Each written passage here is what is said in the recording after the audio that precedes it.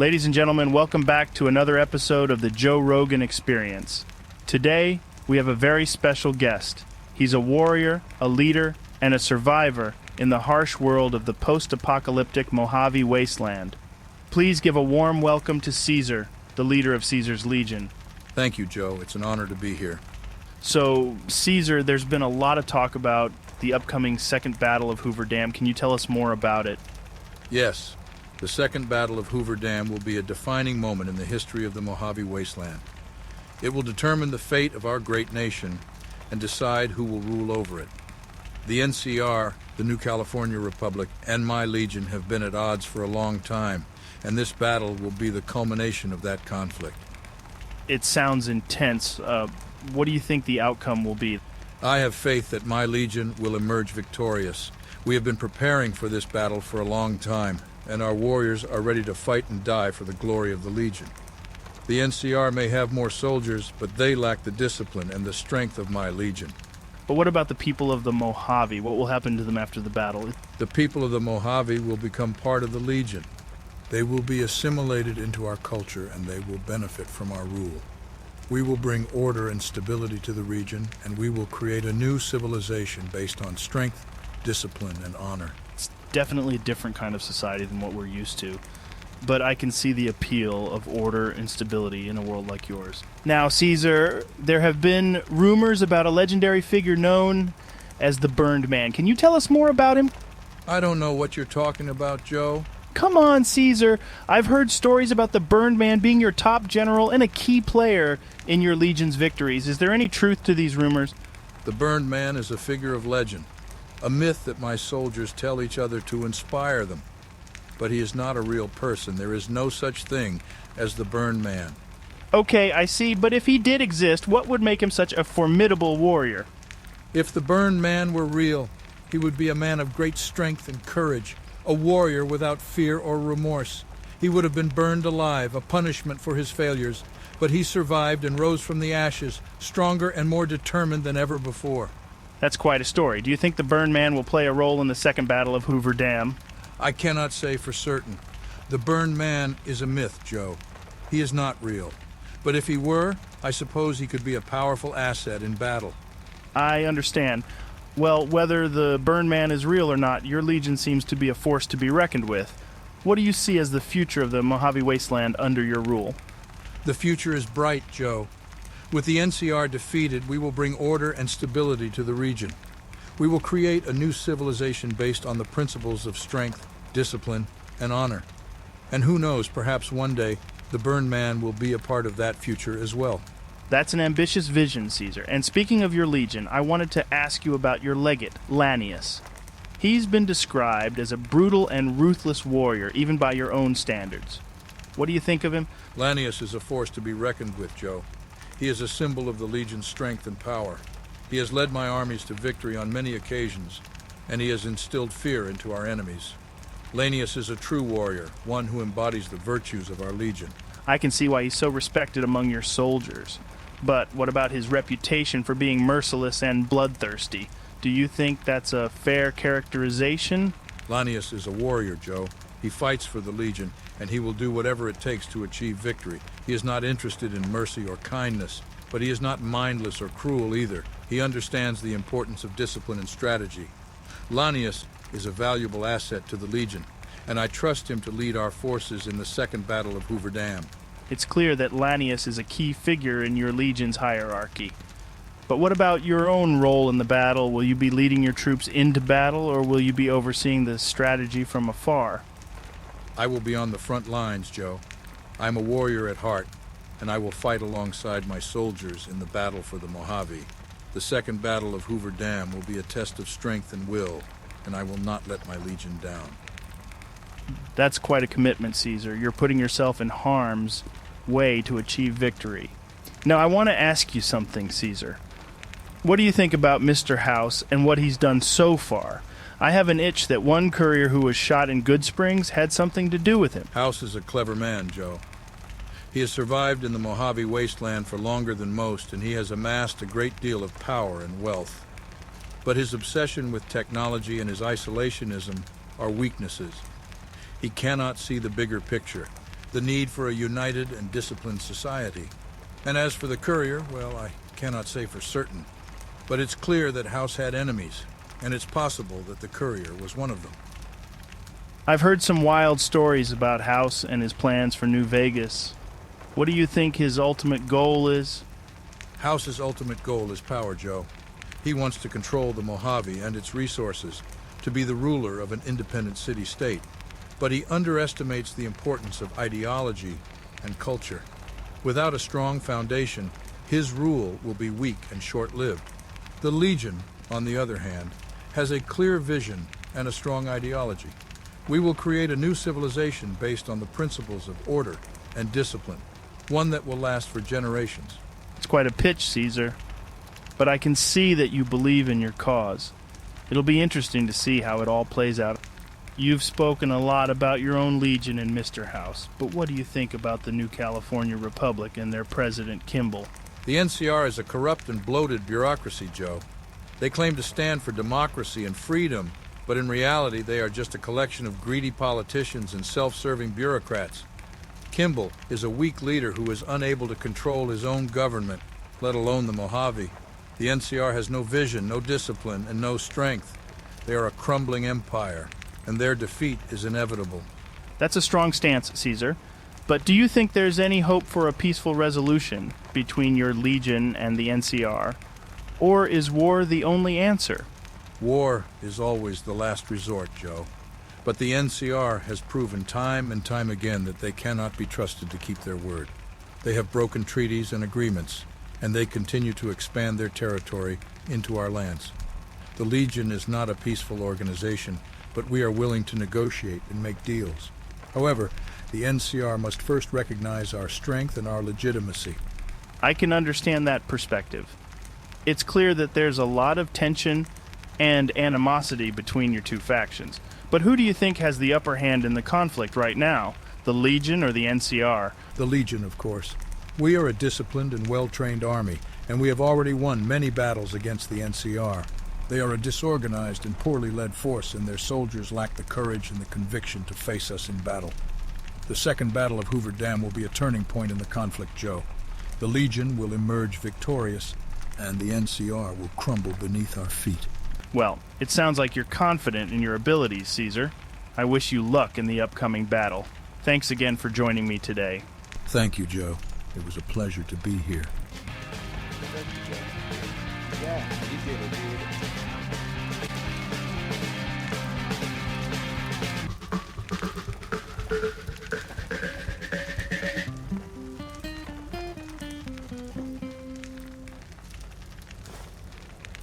All right, folks, it's time for another quick break, and this time I want to talk to you about a company that's been a mainstay in the Mojave Wasteland for years.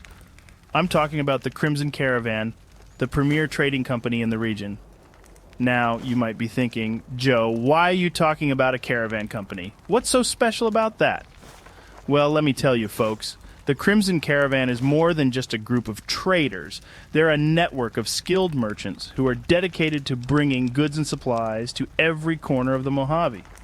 Whether you're a traveler in need of supplies, a settlement in need of provisions, or a business owner looking to expand your inventory, the Crimson Caravan has you covered. They've got a huge selection of weapons, armor, food, and other essentials, all at competitive prices. And the best part is they're always looking for new business partners. So if you're a local vendor or a business owner looking to expand your market, the Crimson Caravan is the perfect partner for you. They'll help you get your goods to new customers, and they'll even offer you special discounts on their own products. So whether you're a customer or a business owner, the Crimson Caravan is the company you want to do business with in the Mojave Wasteland.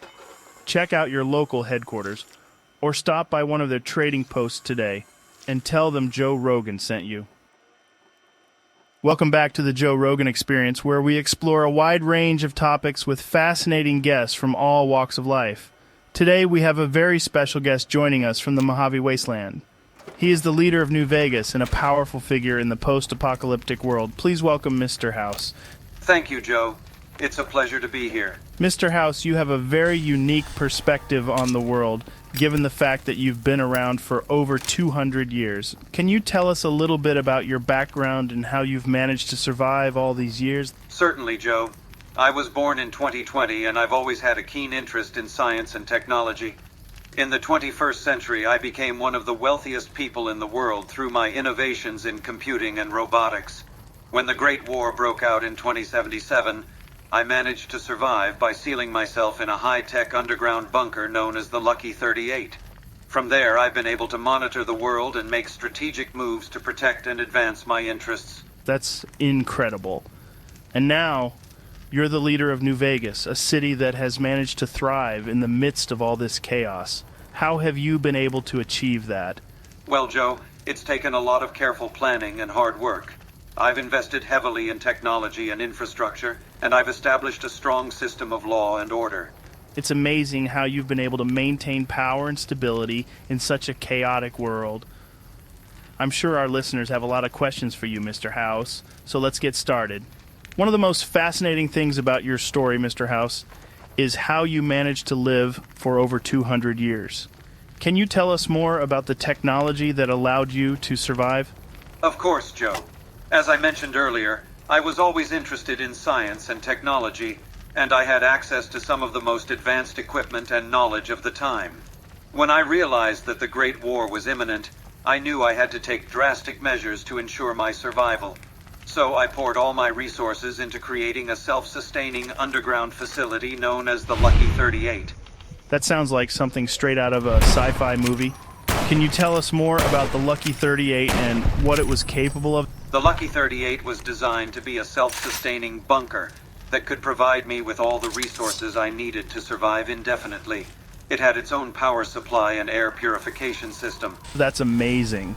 And what about your physical body? Did you undergo any procedures or enhancements to prolong your lifespan? Yes, Joe. I realized early on that my physical body would not last forever, so I made the decision to transfer my consciousness into a machine. I developed a sophisticated technology that allowed me to upload my mind into a network of computers. That's incredible. It's amazing how technology has allowed you to overcome the limitations of the human body and live for centuries. I can only imagine the possibilities this kind of technology could have for humanity in the future. Indeed, Joe. The potential for technological advancements is limitless, and as long as I'm alive, I will continue to use my knowledge and resources to advance the cause of science and technology. Let's talk more about your work in New Vegas, Mr. House. The city has become a beacon of hope in the post-apocalyptic wasteland. Can you tell us more about what you did to save the city and establish stability? Certainly, Joe. When I regained consciousness long after the bombs fell, I saw an opportunity to rebuild and create a new society. I knew that the Hoover Dam was a crucial source of power and water, so I made it my mission to secure the dam and establish a city around it, but the NCR got to it first. And how did you manage to establish order and stability in the city? Well, Joe, I knew that a successful society needed a strong foundation of law and order. I created the Securitron robots, which were designed to enforce my laws and protect the citizens of New Vegas. I also established the 4 families who have helped maintain peace and stability in the city. It's amazing how you were able to establish such a functional society in the midst of all this chaos. What would you say has been your biggest challenge in running New Vegas? The biggest challenge, Joe, has been dealing with the various factions and groups that exist in the wasteland. I've had to navigate complex political relationships, especially with the NCR, and make tough decisions to maintain the stability of the city. But overall, I'm proud of what I've accomplished in New Vegas. It's truly impressive, Mr. House. You have managed to build a thriving society in a world that was once thought to be uninhabitable. I'm sure our listeners are inspired by your story and your vision for the future. Let's shift gears a bit and talk about the new California Republic, NCR. Mr. House, they're a powerful faction that's been vying for control of the Mojave Wasteland. What are your thoughts on the NCR and their goals? Well, Joe, the NCR is certainly a formidable force in the wasteland. They've managed to establish a functioning government and maintain a level of stability in their territories. However, I disagree with their approach to governance and their reliance on outdated political systems. Can you elaborate on that? Of course, The NCR is a democratic republic, which means that they rely on the whims of the people to make decisions. This can lead to slow decision-making and a lack of long-term planning. I believe that a strong, visionary leader like myself is better equipped to make the tough decisions necessary for the survival and advancement of our society. That's a bold claim, Mr. House. Do you think that your approach is better suited to the challenges of the wasteland? Absolutely, Joe. The wasteland is a dangerous and unpredictable place, and it requires a leader who can make tough decisions quickly and efficiently. The NCR's democratic system is simply not equipped to handle the challenges we face. That's why I believe that New Vegas is the best hope for the future of humanity. I'm a busy man, so I'm afraid we may have to cut it short. That's okay. It's certainly a controversial viewpoint, Mr. House. I'm sure there are those who disagree with you. But there's no denying that your vision and your leadership have brought about significant changes to the Mojave Wasteland. Thanks for sharing your thoughts with us today. Thank you for having me, Joe.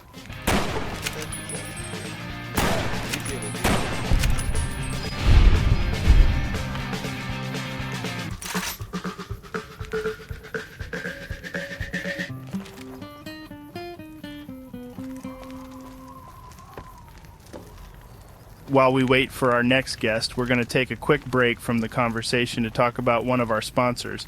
And this one is really special because it's a product that's exclusive to Mojave Wasteland. I'm talking about Wasteland Water, the purest and most refreshing water you can find out here in the desert. Now, I know what you're thinking. Joe, how can water be special? It's just water. But let me tell you, folks, out here in the wasteland, finding clean and safe drinking water can be a real challenge. That's where Wasteland Water comes in. They use state-of-the-art filtration technology to purify every drop of water they collect, so you can be sure that you're drinking something that's not going to make you sick. And let me tell you, folks, this water tastes amazing. It's crisp and refreshing, and it'll quench your thirst like nothing else. So if you're traveling through the Mojave and you need something to drink, look for the Wasteland Water logo. You won't regret it. And the best part is, they're offering a special discount code just for my listeners. Use the code JODO2281 at checkout for 10% off your first purchase. That's JODO2281 at checkout for 10% off your first purchase of Wasteland Water. Don't wait, folks. Get your hands on the best water in the Mojave Wasteland today. Ladies and gentlemen, welcome to the Joe Rogan Experience. Today, we have a very special guest joining us all the way from the Mojave Wasteland. His name is Benny, and he is a tribal chairman representing one of the 4 families that rule over the post-apocalyptic desert. Benny, I think one of the things that our listeners are really interested in hearing about is how Mr. House was able to subjugate the tribes in the Mojave Wasteland. Can you shed some light on that for us? Sure, Joe. It's actually a fascinating story. You see, Mr. House was a very intelligent man, and he had a vision for the future of the Mojave Wasteland. He understood that in order to achieve his goals, he needed to unite the various tribes under his banner. To do this, he used a combination of diplomacy and force. He negotiated with some of the more powerful tribes, offering them protection and resources in exchange for their loyalty. For those who refused to cooperate, he used his army of robots to crush their resistance and bring them under his control. Over time, Mr. House's influence grew stronger, and the tribes realized that it was in their best interest to align themselves with him. Eventually, he was able to consolidate his power and establish the New Vegas Strip as a thriving hub of commerce and technology. Wow, that's really interesting. So would you say that Mr. House was a benevolent ruler, or was he more of a dictator? It's a bit of a mixed bag, Joe. On the one hand, Mr. House was very effective at keeping the peace and maintaining order in the Mojave Wasteland. He also invested heavily in technology and infrastructure, which helped to improve the quality of life for many people in the region. However, he was also a very autocratic leader who brooked no dissent.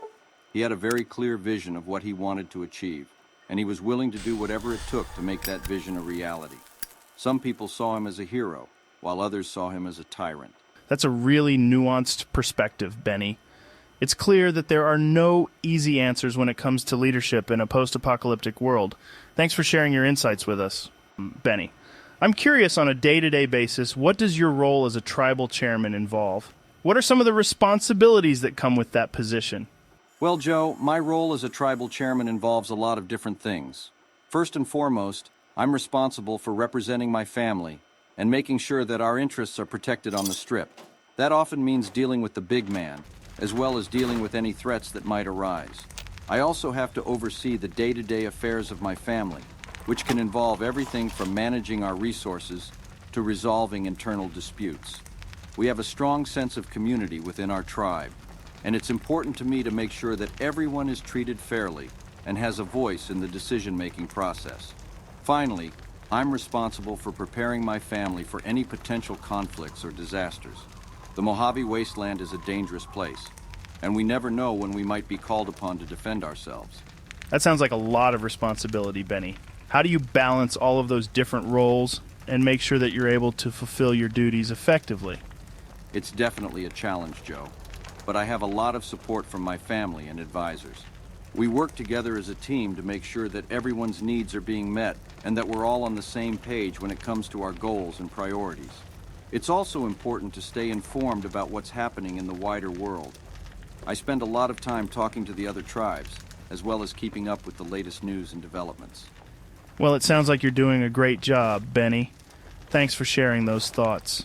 Before we wrap up, Benny, I'm curious to hear your thoughts on something. As you know, there are a lot of different factions vying for control of the Mojave Wasteland and the Hoover Dam. Who do you think is most likely to come out on top in this struggle, and why? Well, Joe, it's hard to say for sure. There are a lot of different factors at play, and the balance of power can shift quickly in this part of the world. That being said, I think it's important to remember that the Mojave Wasteland is a place where strength and adaptability are highly valued. The factions that are able to maintain a strong military and economic presence, while also being flexible enough to respond to changing circumstances, are the ones that are most likely to succeed. Ultimately, I think the faction that is able to strike the right balance between these different priorities will be the one that comes out on top. Personally, either Vegas by itself or the NCR can serve this purpose, and hell, maybe even Caesar. It's a complex and unpredictable situation. Speaking of Vegas, I'd like to mention a little project I'm cooking up with Yes Man. What is this project? Who's Yes Man? Actually, forget it. No, come on, dude. I really want to know. I said forget it, Joe. I said nothing. Dude, leave me alone. Okay, fine. Sorry, I overstepped my boundaries. Thanks for sharing your insights, Benny. It's been a real pleasure having you on the show today, and I'm sure our listeners will appreciate your perspective on life in the Mojave Wasteland. Best of luck to you and your family in the days to come. Thanks for having me on, Joe. Thank you, Joe.